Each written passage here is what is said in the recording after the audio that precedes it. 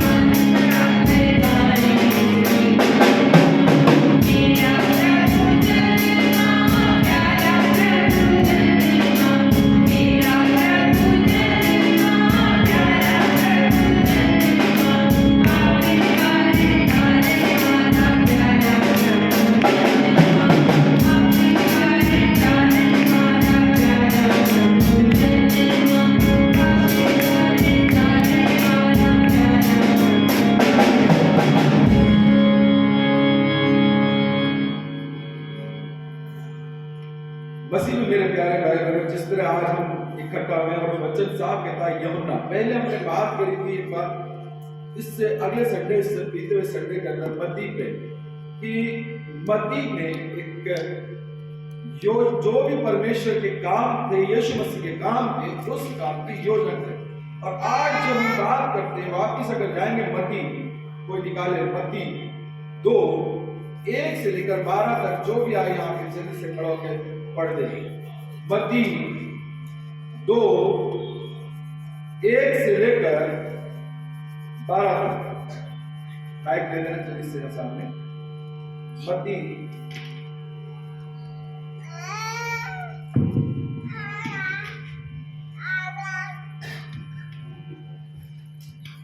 वचन में से पढ़ेंगे। मत्ती उसका 2 अध्याय उसकी 1 से 12 आए। हेरोदेस राजा के दिनों में जब यहूदियों के बैतलहम में यीशु का जन्म हुआ, तो पूर्व से कोई ज्योतिषी यरूशलेम में आकर पूछने लगे, यहूदियों का राजा जिसका जन्म हुआ है कहाँ है? क्योंकि हमने पूर्व में उसका तारा देखा और उसकी प्रणाम करने आए। यह सुनकर हेरोदेस राजा और उसके साथ यरूशलेम घबरा गए। तब उसने लोगों के सब प्रधान याजकों और शास्त्रियों को इकट्ठा करके उसने पूछा, मसीह का जन्म कहाँ होना चाहिए? उन्होंने उससे पूछा, यदि कोई बैतलहम में, क्योंकि भविष्यद्वक्ता के द्वारा क्यों लिखा गया है, बैतलहम तू जो यहूदा के प्रदेश में है, तू किसी भी रीति में यहूदा के अधिकारियों में सबसे छोटा नहीं, क्योंकि तुझ में से एक अधिपति निकलेगा जो मेरी प्रजा इस्राएल की रखवाली करेगा। तब हेरोदेस ने ज्योतिषियों को चुपके से बुलाकर उसने पूछा कि तारा ठीक किस समय दिखाई दिया था, और उसने यह कहकर उन्हें बैतलहम भेजा, जाओ उस बालक के विषय में ठीक ठीक मालूम करो, और जब वह मिल जाए तो मुझे सुसमाचार दो, ताकि मैं भी आकर उसको प्रणाम करूं। वे राजा की बात सुनकर चले गए, और जो तारा उन्होंने पूर्व में देखा था वह उसके आगे आगे चला, और जहाँ बालक था उस जगह के ऊपर पहुंचकर ठहर गया। उस तारे को देखकर वे अति आनंदित हुए। उन्होंने उस घर में पहुंचकर उस बालक को उसकी माता मरियम के साथ देखा, और मुंह के बल गिरकर बालक को प्रणाम किया, और अपना अपना थैला खोलकर उसमें सोना और लोबान और गलगस की भेंट चढ़ाई। तब स्वप्न में यह चेतावनी पाकर कि हेरोदेस के पास फिर न जाना, वे दूसरे मार्ग में अपने देश को चले। परमेश्वर अपने वचन के पढ़े सुने जाने का आशीष दे। आमीन। मसीह में मेरे प्यारे भाई बहन, जिस तरह वचन में लिखा पढ़ा गया कि मत्ती 2:1 से लेकर 12 तक, और परमेश्वर का जो वचन बताता है कि जन्म की जो घटना है ये बिल्कुल अद्भुत घटना है। जो घटना जो है वो बहुत अद्भुत घटना है, इसलिए वो परमेश्वर याद करता है। हम परमेश्वर याद क्यों करते हैं कि वो घटना थी उस अनंत असीम अल्फा ओमेगा सृष्टिकर्ता, ये सारी जो गुण जो थे उस परमेश्वर के पुत्र में थे। ये अद्भुत घटना का जो हम वर्णन बात करेंगे, अद्भुत घटना क्यों है, आज वो बैतलहम की जो गौशाला है उसमें सीमित होकर बैठे, और साफ वचन कहता हूं वो ईश्वरीय पुत्र अब मानव पुत्र बन गया। ईश्वरीय पुत्र अब मानव पुत्र बन गया। वो स्वर्ग की महिमा छोड़कर अब पृथ्वी पर आ गया है। स्वर्ग का सिंहासन छोड़कर उसने हम उस मामूली जगह जिसे कहते हैं गौशाला, जिसे कहते हैं चरनी, उसने अपने आप को सीमित कर लिया, उसने अपने आप को उसने जन्म दिया। और साफ वचन कहता हमको बताना चाहता है कि हम मनुष्य का उद्धार हो सके, हम मनुष्य को पाप से निजात मिल सके, हम मनुष्य को हम छुटकारा पा सके। बैतलहम की जो चरनी है, बैतलहम की चरनी से गलगत्ता की पहाड़ी, बैतलहम की चरनी से क्रूस की कथा जो लिखना प्रभु को यीशु मसीह के लिए आवश्यक है। बैतलहम साफ वचन कहता है उस यीशु मसीह का जो जन्म है वो आदि था, अंत है, वो पृथ्वी से पहले था, उसका जो अस्तित्व है वो सृष्टि से पहले था, उसका अस्तित्व जो ईश्वरीय कहलाता था आज वो चरनी में आ गया। वो परमेश्वर आज उस सियासत को छोड़कर उस आज जो बड़ा दिन है, अनेक घटनाओं के बारे में बताता है, और हम अनेक घटनाओं के बारे में एक सीखते हैं। उसका जन्म हमको एक शिक्षा भी देता है, जैसे अभी वचन के अंदर पढ़ा गया मत्ती 2:1 से 12 तक का, जो तारा उन्होंने पूरब की ओर देखा। साफ वचन कहता है कि जो तारा उन्होंने आगे आगे चला, तारा देखा पूरब में, और कहां चला? आज सब जगह घर में स्टार लगाने की कोशिश करते हैं, उसका महत्व जानते हैं कि तारा का महत्व क्या है, और उस महत्व साफ बताता कहता है कि वो तारा उनके आगे आगे चला, जहां वो थे, जहां उनका जन्म हुआ वहां जाकर ठहर गया, वहां जाकर रुक गया। तारे की जो बात बताई, अगर हम चलेंगे हम आगे आगे, 7 वचन कहता है जहां बालक चंदी में था, जहां मरियम थी, वहां पर वो तारा ठहर गया और मजूसी जो जो वहां जाकर मुंह के बल गिरे, जो जो थैली में लाए थे सोना, लोबान और गंधरस, वो सब उन्होंने प्रभु यीशु मसीह के जन्म उत्सव पे उनके सामने उनके चरणों में अर्पण कर दिया। 7 वचन कहता है और संदेश था साहब, और उन्होंने हेरोदेश ने जो बात कही थी, अंत में जो पढ़ा गया, अंत में क्या कहता है हेरोदेश, तुमने जो देखा है, तुमने जो उसके तारे के पीछे चलते आ रहे हो, उसका जो संसार का जो राजा है उसका जन्म हुआ, और मुझे बताना, लौट के आना, मुझे बताना। उन्होंने क्या देखा? स्वप्न देखा। क्या अंत में क्या पढ़ा लेगा?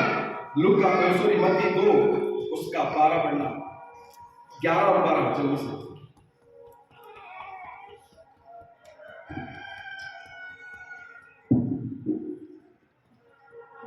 लूका 2 1 का 11, सॉरी 1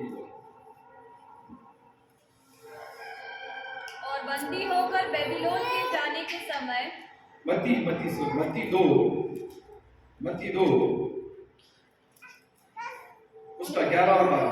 उन्होंने उस घर में पहुंचकर उस बालक को उसकी माता मरियम के साथ देखा और मुंह के बल गिरकर बालक को प्रणाम किया। हम इस बात पर बात करना चाहते हैं, ज्योतिषियों ने जो इस घटना को मूल संदेश देना चाहते हैं। हमारी हम जो बात कर रहे हैं, जो घटना, जो मूल घटना घटी थी उसकी बारे में बात कर, क्या घटना घटी अब बता रहा हूं, क्या लिखा है? और अपना अपना थैला खोलकर उसको लोबान, सोना और गंधरस की भेंट चढ़ाई। क्या चढ़ाई? लोबान, सोना, गंधरस की भेंट चढ़ाई। तब स्वप्न में ये चेतावनी पाकर की है, स्वप्न में चेतावनी पाकर, एक शब्द इसके लिए बोला, क्या भाई उन्होंने सपने की वापस लौट कर देना। सबसे पहले उन्होंने क्या करा? यीशु मसीह से मिलने के बाद अपना मार्ग बदल दिया। पहली घटना मैंने कहा ना, सबसे पहले उन्होंने क्या किया? जीवन का रास्ता ही बदल दिया। जिस रास्ते पे वो चलकर वहां पहुंचे थे, उस रास्ते पे वो वापस नहीं गए। यीशु मसीह का जन्म हमारे जीवन में एक उदाहरण है कि जब यीशु मसीह को हम पहचान लें, यीशु मसीह को जान लें, तो हमारा मार्ग बदल देना है। हमें मार्ग उस रास्ते पे नहीं जाना है जिस रास्ते पे हम इतने वर्ष तक चलते आए। मजूसी के वो, मैंने कहा ये जो ज्योतिषी, ये घटना जो है, ये पूरा, इस घटना के ऊपर हम पूरा संदेश है। सबसे पहले उन्होंने मार्ग को बदला। हम यीशु मसीह को जान रहे हैं, वचन पढ़ रहे हैं, परंतु मार्ग बदलना नहीं चाहते। उन्होंने बोला, हेरोदेस ने कहा तुम जाओ, वापिस आओ और मुझे बताना। स्वप्न में देखा। बहुत सी बार परमेश्वर हमारे को घटनाओं के द्वारा, परेशानियों के द्वारा, बीमारियों के द्वारा हमें बताता है कि तुम ये गलत मार्ग पे हो, परंतु तो भी हम मार्ग को छोड़ते नहीं। 4000 मील की दूरी करके आए थे वो। शायद ये थियोलॉजी पढ़ने वाले को बताएंगे, कोई 1 घंटा 2 घंटे की दूरी पे नहीं थी कि 3 दिन में यात्रा पूरी हो गई, या 10 दिन में, या 1 महीने, या 4 महीने, या साल भर में यात्रा पूरी होगी। 4000 मील। अब 1 मील कितना किलोमीटर का होता है, तो आप उसका गुणा कर लो, और कितना वर्ष और कितना समय लगा होगा। और तारा वो चलता रहा इतने दिन तक। तारे का महत्व और वो तीनों का जो मजूसी, जो तीनों जो निकले थे, उनका महत्व। तारे के पीछे चलते, वो ऊंटों पे बैठ के चलते। उस समय अगर हम देखें, कुछ समय साधन नहीं हुआ करते थे, ऊंटों पे उन्होंने अपनी यात्रा को पूरी की। ज्योतिषी एक विद्वान थे, ज्योतिषी मूर्ख नहीं थे, ज्योतिषी बहुत ज्यादा विद्वान थे, नक्षत्रों को पहचानने वाले, तारों की गणित को समझने वाले विद्वान थे और उन्होंने नक्षत्रों को जानकर तारे के पीछे चल दिए, क्योंकि वो कई समय से व्यापार कर रहे थे, परंतु ऐसा अद्भुत तारा उन्होंने नहीं देखा था। ऐसा अद्भुत तारा उन्होंने कभी नहीं देखा था। वो कई वर्षों से, कई समय से, शायद वो जो बताते हैं कि व्यापारी थे और वो व्यापार शायद 2 दिन पे 3 दिन या 5 दिन या 15 दिन की यात्रा करके वो अपने हर महीने या 2 महीने में अपने सामान को ले जाकर वहां बेचा करते थे और वापस आ जाएगा। महीने, 2 महीने, 3 महीने, जैसा 6 महीने मान लो, साल भर मान लो, जाकर वापस आ जाते हैं। 4000 मील चलना तारे के पीछे। दूसरी बात आती, वो ज्ञानी थे, स्थिति और घटनाओं की जानकारी रखते थे। नक्षत्र को पहचान कर वो घटनाओं की और स्थितियों की, दोनों की जानकारी रखते थे, इसलिए वो तारे के पीछे चले। मूर्ख नहीं थे, ज्ञानवान, बुद्धिमान, समझदार और खगोल का जानने वाला, मतलब तारों को पढ़ते को, आकाश गंगा के तारों की गणित रखने वाला। हम सब जन यहाँ पढ़े लिखे हैं। और फिर बात आती है तारा। आज हमारे पास एक आईफोन, अगर कोई सा भी फोन होता है, आज क्या चलता है? Live location. तुम कहाँ हो? मेरे को कहीं जाना था, शायद अभी राम सर कहाँ, मुझे पता ही नहीं। लाइव लोकेशन भेजे में पहुंच गया, गाड़ी जैसी रुकी, गाड़ी मार के वहां जाकर लाइव लोकेशन। परमेश्वर ने लाइव लोकेशन तो उस समय से ही दे दी अपने प्रभु यीशु मसीह के जन्म से। हम कहां भटकते फिरते, आज मोबाइल आ गया, हम आज लाइव लोकेशन के पीछे भाग रहे हैं। मगर परमेश्वर ने 4000 मील की दूरी को लाइव लोकेशन के द्वारा, वो तारा ऐसा अद्भुत था कि दिन में भी सूरज की रोशनी उसको ढक नहीं सकती थी, छुपा नहीं सकती थी, वो दिन में भी उनको रास्ता दिखाता होता।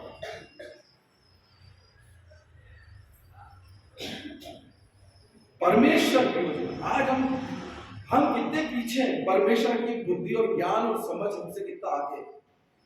आज हम लाइव लोकेशन के पीछे चलते हैं, है ना, मोबाइल पे कहाँ हो तुम, वो गलत, गूगल गलत बता सकता है, परंतु परमेश्वर के तारा और उन मजूसियों की गणित और नक्षत्रों के द्वारा वो गलत दिशा में नहीं है। पहला संदेश। दूसरा संदेश, पहले तो उन्होंने मार्ग को बदला, दूसरा वो तारे की दिशा में चले और उन्होंने तारा देखा जो इस चीज का संकेत दे रहा था कि यहूदियों के राजकुमार का जन्म हुआ, प्रभु का जन्म हुआ और वो निकल पड़े। साफ वचन कहता है, गुणों का समर्पण देखिए आप। क्या पता उनके बीवी बच्चे कैसे होंगे, समर्पण। या 4000 की मील की जो दूरी है, क्या उनमें उत्साह होगा, क्या उनमें उमंग होगी कि हम परमेश्वर, उस खुदा के, उसके पुत्र को हम देखने जा रहे हैं, उस राजा के हम दर्शन के लिए जा रहे हैं। उन्होंने मीलों को जाना नहीं होगा कि इतना मील दूर होगा। उन्होंने मन में ये विचार नहीं आए कि कितने घंटे और कितने दिन हो गए चलते हुए कि मैं अब रुक जाऊं। उनकी मशकें फट गई होगी, उनके फेफड़े ने जवाब दे दिया होगा। उनको मरुस्थलों के अंदर, जो रेगिस्तान के अंदर चल रहे थे, उनके रेगिस्तान के अंदर उनकी सांसें फूल गई होगी और कई बार ऐसी आंधी और तूफानों और थपेड़ों से उनका सामना हुआ होगा, परंतु वो रुके नहीं, थके नहीं, हारे नहीं और पीछे मुड़ के नहीं देखा। सिर्फ परमेश्वर की योजना के तहत उस तारे के पीछे चल दिए। आज क्या हम उसी प्रकार अपना जीवन जीते हैं कि हम प्रभु यीशु मसीह के पीछे चलने वाले हैं? ऐसे कई मरुस्थल मैंने कहा ना, जीवन उनके जीवन में कितनी विविधाएं आई होगी, कितनी परेशानियां आई होगी, कितनी बार वो बीमार पड़े होंगे, कितनी बार उनको तकलीफ हुई होगी, कितनी बार उनके पानी हलक में जाने का पानी तक नहीं होगा, गला सूख गया होगा, परंतु उनको मिलना था किससे? किससे मिलना था? परमेश्वर के पुत्र से। यीशु मसीह के दर्शन के अभिलाषी थे वो, कि राजकुमार का जन्म हुआ। मेरे प्रिय भाई बहन, वचन हमारे लिए ये आज, क्या आज हम उसके वचन के इतने अभिलाषी हैं कि आज हम लोग कह दे कि सुबह और शाम को चर्च आना नहीं आता, ठंड जाता है, दोपहर में नौकरी जाती, शाम को आ जाता, अरे तकलीफ हुई। हमारे पास हर एक बहाने थे, हैं और रहेंगे, परंतु उनके पास पीछे लौटने का कोई बहाना नहीं था। उनके मैंने कहा ना, उनको एक ही था कि हमें मिलना है परमेश्वर के पुत्र से, दर्शन पाने हैं परमेश्वर के पुत्र के। ये अद्भुत तारा जो हमने देखा, क्या संकेत देता है कि सचमुच है कि नहीं है। हेरोदेस ने कहा कि तू जा ना, और जैसे दर्शन हो मुझे बता देना, जैसे दर्शन हो मुझे खबर कर देना। सिर्फ एक प्रभु यीशु मसीह दर्शन के लिए। मेरे प्रिय बहन, क्या हम ऐसे ही उसके मार्ग के, ऐसे ही मार्ग में हम चलने के लिए तैयार हैं? आज एक ऐसा अद्भुत जो सितारा,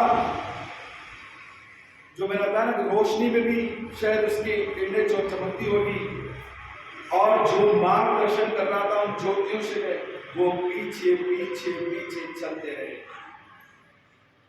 मत्ती 11 से पढ़ना, मत्ती 2 का 11 से।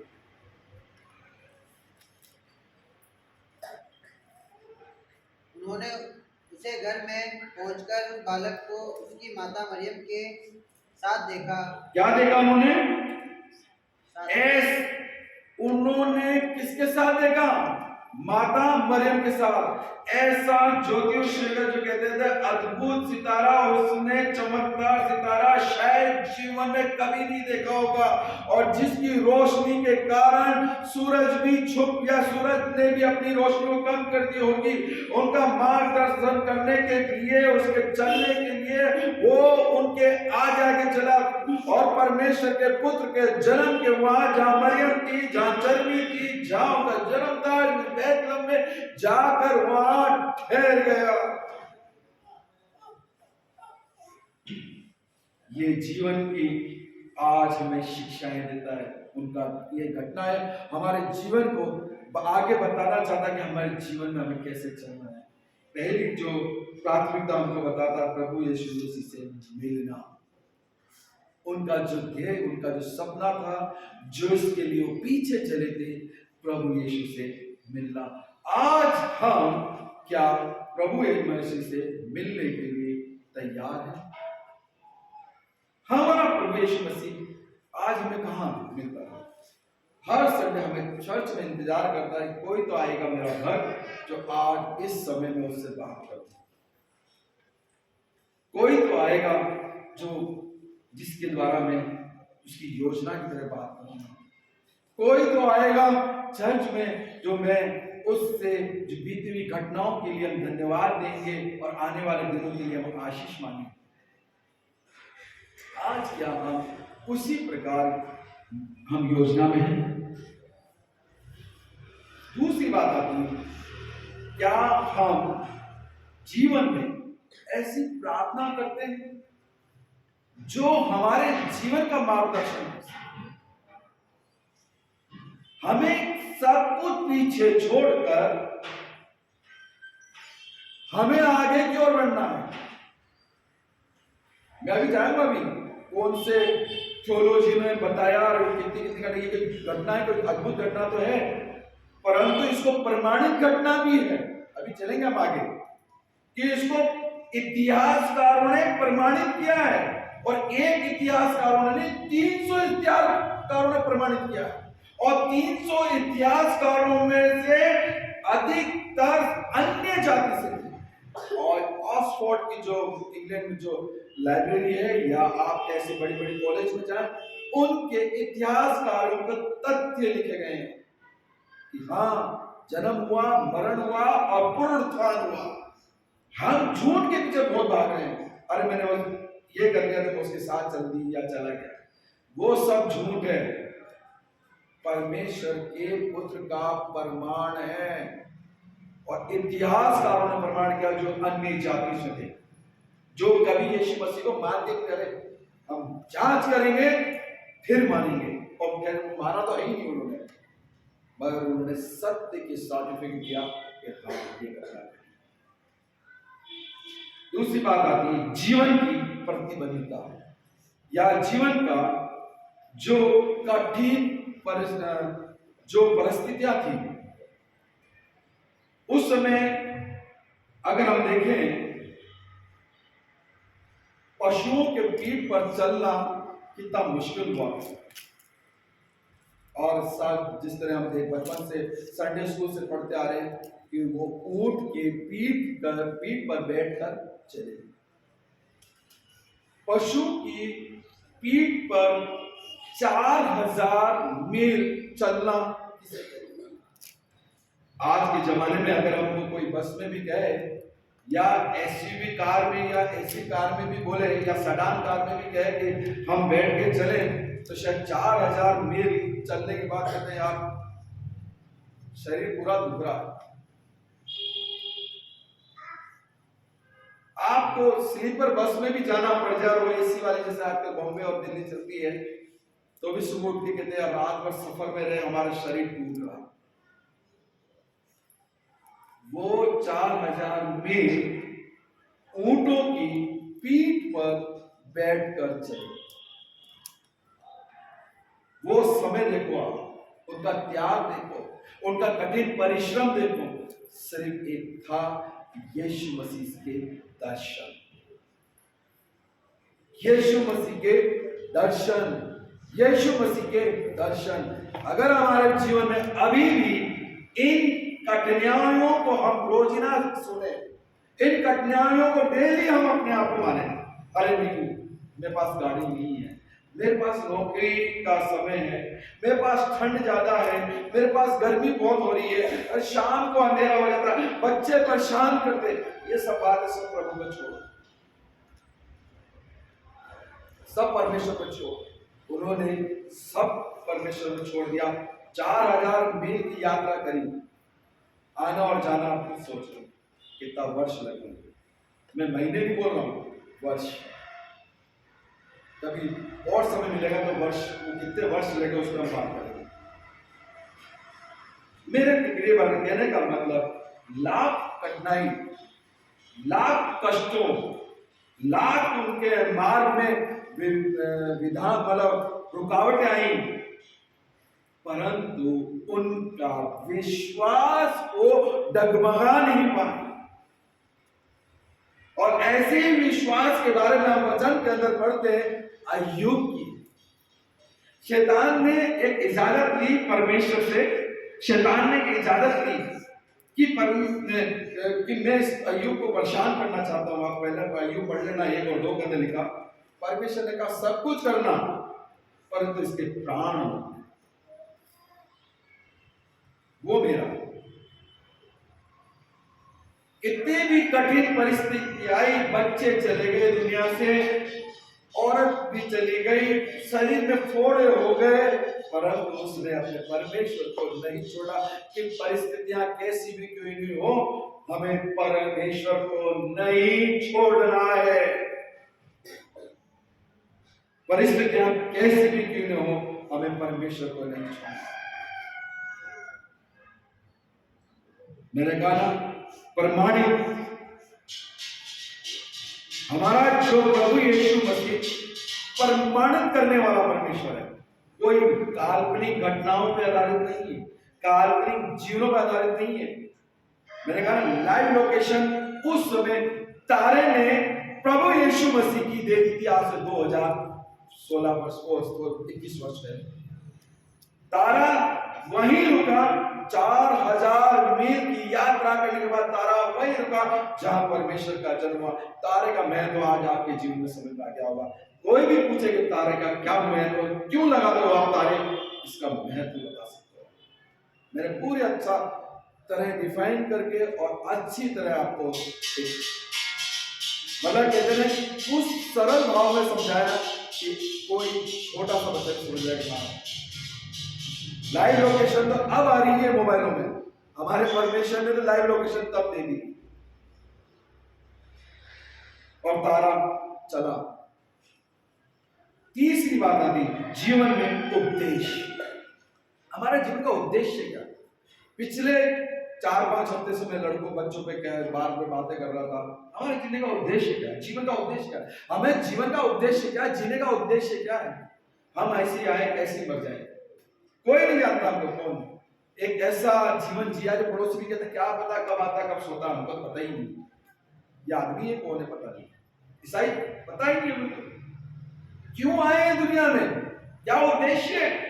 आज उद्देश्य है तभी तो इतिहासकारों ने इन तीनों मजूसियों के बारे में लिखा, इतिहास में लिखा गया और इतिहास की पढ़ने में, और तीन जो जिन्होंने इतिहासकारों ने सर्टिफाइड किया उन आज भी दुनिया में मौजूद है कि जन्म और गलगत्ता, मृत्यु तक और उसके पुनरुत्थान तक की सारी सत्य घटनाओं को 3 से वैज्ञानिकों ने प्रमाणित किया है। जो अभी के जो अन्य जाति से है, मसीह नहीं है, उसके बाद भी आज हम दूसरी बातों के पीछे हम जाते हैं, दूसरी लोगों के साथ हम संगति में जाते हैं। हमारा उद्देश्य क्या? हमारे जीवन का उद्देश्य कि हम परमेश्वर की महान भेंट को स्वीकार करें। जो अगले संडे बात करेंगे महान भेंट, और महान भेंट क्या है? यीशु मसीह। अरे अगले संडे कितना अच्छा समझाया था कि परमेश्वर की महान भेंट क्या है? यीशु मसीह। उस महान भेंट को हम स्वीकार करें, यह हमारा उद्देश्य होना चाहिए। हम उसकी योजना के तहत हैं, हम उसके हमारे विचारों में हमेशा निरंतर परमेश्वर की योजना, जैसे उसकी योजना में हम हैं। आज जीवन हम जी रहे हैं और जिंदा हैं तो हम उसकी योजना के तहत जिंदा हैं कि हम इतना सफर करके यहाँ तक पहुंचे। सब अपने घर को छोड़कर अपने ताला लगा कर यहाँ इसलिए आए हैं। हमारा उद्देश्य जो है वो क्या? प्रभु यीशु मसीह का जन्म जो घटना है, अगर हमसे गहराई से उतरें या गहराई से बात करें तो लूका क्या कहता है? लूका के बारे में अगर हम देखें, मत्ती के बारे में पहले मैंने कहा ना, वचन में बात करी थी पिछले संडे, उससे पहले संडे में। अब लूका पे जाते हैं। लूका के बारे में देखें तो एक चिकित्सक है, लूका एक वैद्य है और प्रभु यीशु मसीह के चेलों में से भी नहीं है।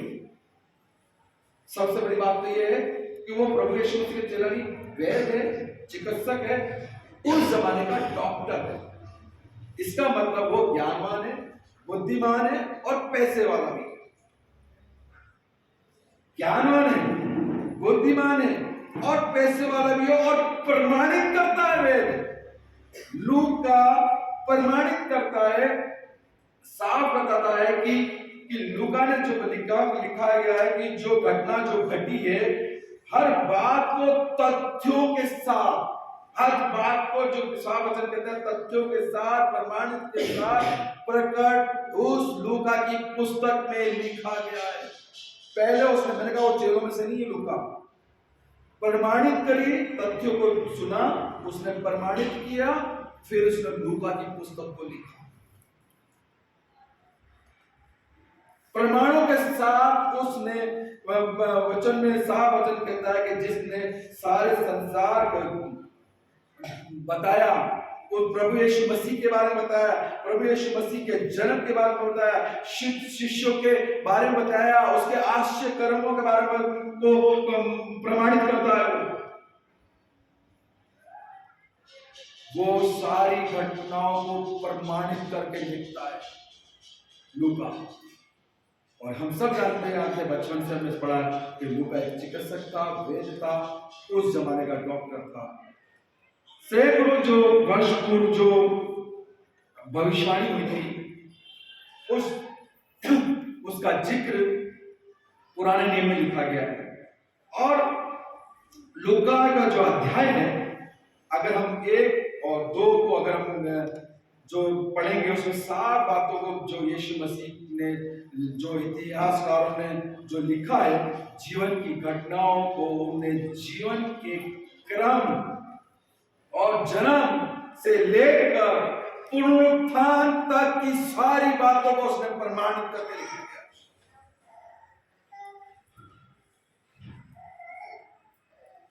उसके साथ बहुत से ऐसे लेखक हुए हैं, इतिहासकार में, जिन्होंने प्रमाणित किया है कि परमेश्वर का पुत्र का जन्म हुआ। उन प्रमाणित करने वालों में से सबसे पहले तो हुए जोसेफ, जिन्होंने इतिहास में लिखा गया उन्होंने। दूसरा वो इतिहासकार फिलिप नामक इतिहासकार हुए, जिन्होंने इतिहास उसमें पुस्तक में लिखा कि हाँ, ये प्रमाणित किया जाता है कि यीशु मसीह का जन्म हुआ, पुनरुत्थान भी हुआ। चौथे वो है किंग आर्थर, जिसके बारे में किंग आर्थर की हम बाइबल में पढ़ते हैं। उन्होंने प्रमाणित किया। ऐसे लगभग 300 इतिहासकारों ने प्रमाणित किया है कि प्रभु यीशु मसीह का जन्म हुआ, और उन्होंने आश्चर्य कार्य करे, उन्होंने मृत्यु को प्राप्त करी और फिर पुनरुत्थान हुआ। ये 300 ज्यादा इतिहासकार ने लिखा, और वो सब अन्य जाति से थे, कोई मसीह नहीं था, कोई क्रिश्चियन नहीं था। तो मेरे प्रिय भाई बहनों, मेरा कहने का मतलब आज का जो हमारा वचन को बताना चाहता है, आज जिसमें मैंने बताया ना, इतिहास की बात में हमने बात करी कि परमेश्वर जो हमें चाहता है कि हम अधिकतर समय हम परमेश्वर की योजना में दें। हम इतिहास के हमें इतिहास का मतलब ये नहीं कि हम उसको भूल जाए, हम भी उस इतिहास के साथ चल कर उसके जन्म उत्सव की जो आज हम तैयारी में है, हम स्वीकार करेंगे, हाँ सचमुच यीशु मसीह का जन्म हमारे और आपके लिए हुआ, हमारे उद्धार के लिए हुआ, हमारे पापों के लिए हुआ, और उस कलवरी की सजा से आज हम सच्चाई के साथ चले, और सच के साथ ये कि आज यीशु मसीह का जन्म है। तो मेरे प्रिय भाई, कहने का मतलब वचन को समझाना चाहता है, यीशु मसीह का जन्म हमारे लिए उद्धार के लिए हुआ, पापों की क्षमा के लिए। आमीन। आइए हम अपने आप को तैयार करें बहुत सी संगति में। उससे पहले जो हमारी बहनों ने गाना तैयार किया, पहले हम उसमें जाएंगे। बस